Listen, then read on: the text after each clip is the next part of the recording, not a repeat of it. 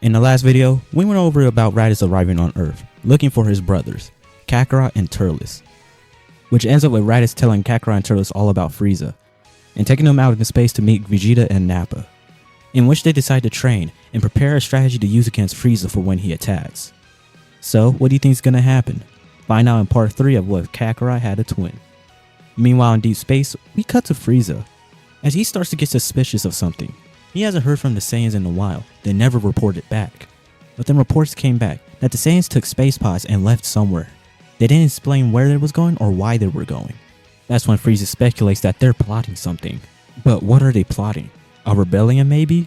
Or did they find something that he wants, like the wish orbs? Well, whatever's happening, he's gonna find out. But then Frieza sees that a scouter's been activated on the fourth planet. Not just one, but multiple. Then all of a sudden, the scouters lose signal. Frieza then sees that must be the Saiyans. He then sends Zarbon to Dodoria so that they can try to upper hand them and kill them. A few days have passed, and Vegeta and Nappa realize how much they have grown. They see how much this gravity training proves to be beneficial for them. They were planning on exploiting Zenkais, using that way to get stronger. But this way is way more satisfying, defeating Frieza with hard work and not taking shortcuts to power. But then they feel 2 power levels arriving on the planet they're on. Then they see, it's Zarbon and Dodoria. Crap, Frieza must have found them, which means they don't have much time left. Vegeta and Nappa then fight Zarbon and Dodoria, and they easily fend them off and killed them. Even though they were discovered, this was a great test of their training. Before they couldn't even go up against Zarbon and Dodoria, unless they were in their grade 8 forms. But now, they were easily able to fend them off, and they didn't even need to transform. If they keep their training up like this, they'll definitely be strong enough to defeat Frieza. Kakarot, Turles, and Raditz then show up, asking what happened. They felt 2 powers arrive, but then suddenly disappear. Vegeta then tells them Frieza found them, and they only have a certain amount of time before he comes here. The trio is shocked by the news, and wondering what they should do next. Should they go to another planet? But Vegeta tells them no. They're gonna keep doing what they've been doing. Just look how much stronger they've grown in the last few days. If they keep going at this rate, keep growing stronger like this, they should be able to handle Frieza. And with their strategy, it will give them a better chance. So, the Saiyans decide to stay there and continue their training. And during this time, Kakarot and Turles start to form a bond with Raditz, with both of them telling stories about each other, with Raditz talking about their parents and his time with the Saiyans, with Kakarot and Turles telling their story about their adventures on Earth. But they don't talk about the Dragon Balls, as they haven't come to that point of trust yet. They're still kind of skeptical of the Saiyans, wondering what they're going to do after Frieza is defeated. Meanwhile, Frieza is waiting for some kind of contact from Zarbon and Dodoria, but nothing. Last time he checked, Zarbon and Dodoria were still stronger than the Saiyans. Did something happen without him knowing? Frieza then puts the pieces together and realizes that he was right. The Saiyans did betray him, and they must have killed Zarbon and Dodoria. Now with that confirmation, he can now go after them and kill them himself. He's gonna show them the ultimate terror. Some time passes, and Turles notices something weird. He notices another kind of power within him, and it feels almost sinister. Turles then tries to tap into this power, and when he does, his power skyrockets. He then develops a red evil glow around him. All the Saiyans didn't notice this, and they feel his power growing at a fast rate. And if you're wondering, yes, Turles has the power of Evil Saiyan. And before you get mad, just hear me out. I wanted Turles to have his own unique power system. So why not give him Evil Saiyan? Even though it won't be called Evil Saiyan in this scenario, it'll be called something else, I just can't think of the name yet. But Raditz, Nappa, and Vegeta are amazed at Turles' power.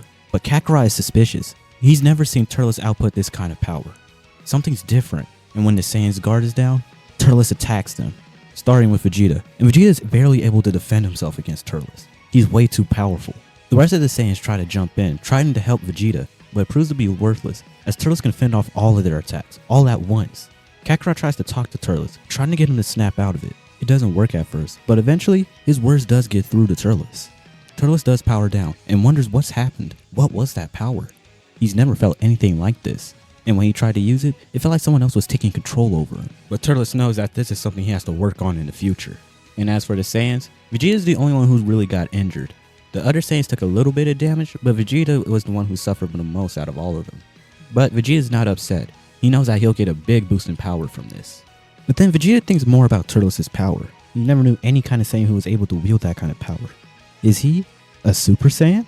Vegeta keeps this thought in his head. As some time passes, the Saiyans feel a huge power comes towards them. That's gotta be him. That's Frieza. And real quick, if you're enjoying this video so far, leave a like on the video and subscribe to the channel. It will really help me out and help me produce more content like this. And as Frieza draws near, let's go over their power levels. Nappa is actually the weakest at a power level of 600,000. And Raditz is above him at a power level of 750,000, as he did get a head start in his gravity training on his way to the Saiyans. And next up is Vegeta. He was originally around Raditz's strength, but thanks to the Zenkai he gotten, his power level is at 1 million. And Kakarot's at a power level of 3 million. With Turles tied next to him, also at 3 million. But with his new power, it could rise up even more, which makes him the strongest out of the group. The group is actually kind of confident about their strength. They're dozens of times stronger than what they were before. And now that they're feeling Frieza arriving soon, they can beat him like this. As soon as Frieza's ship land, the Saiyans are faced off against the Frieza force, which they defeat real easily.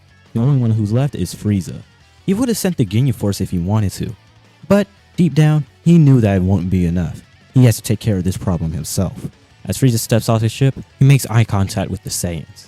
He never expected them to get this strong. If he had known, he would have killed them a long time ago. But then Frieza notices Kakarot and Turles, and he has a shocked expression. You've never really seen Saiyan twins before, but why do they look so familiar? And then Frieza remembers. They look like that one Saiyan who rebelled against him all those years ago. Are those his sons? Well, it doesn't matter. They'll just end up the same place where the rest of the Saiyans are, in hell. Frieza then powers up, showing the full power of his first form, while the rest of the Saiyans take up a battle stance.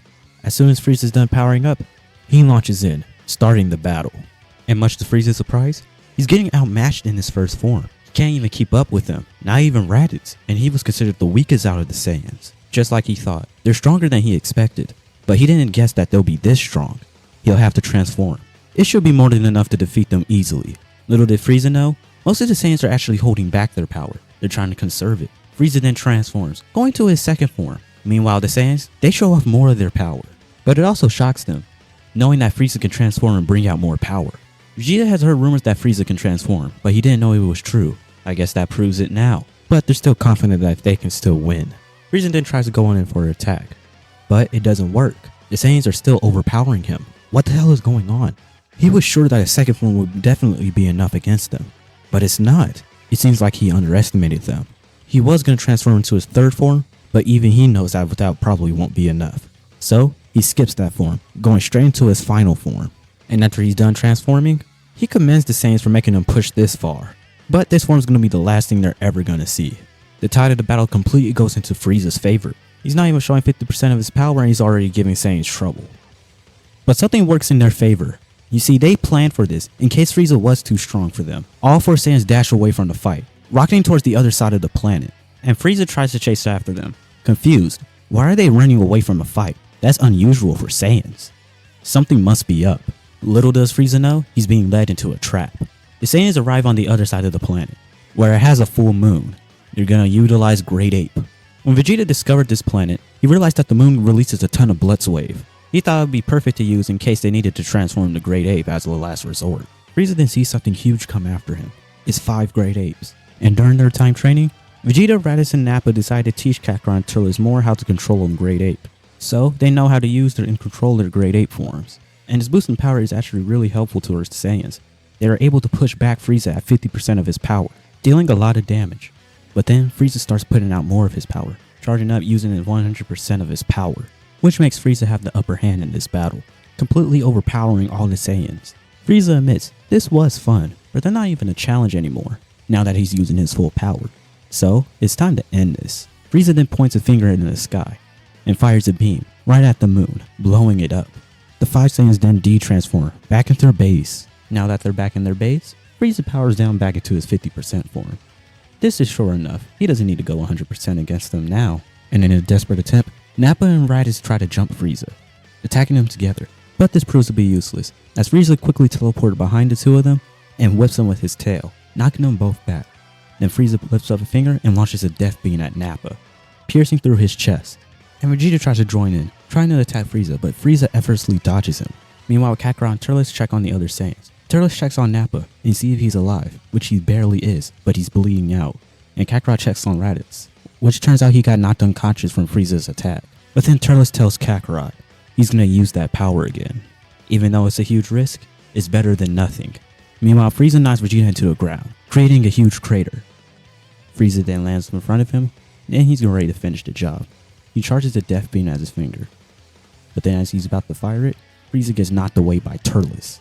Vegeta then looks up and sees Turles. He's using that same power he did before, and Turles looks down at Vegeta, then kicks him away towards Kakarot, telling Kakarot to take care of the prince. He's gonna clean up this trash. Frieza then gets up, wondering what happened. He didn't expect the Saiyan to have that much power, enough to hurt him at least. But as soon as Frieza looks at Turles, Frieza starts to get nervous. He's way different than any of the other Saiyans. The other Saiyans never displayed this kind of power.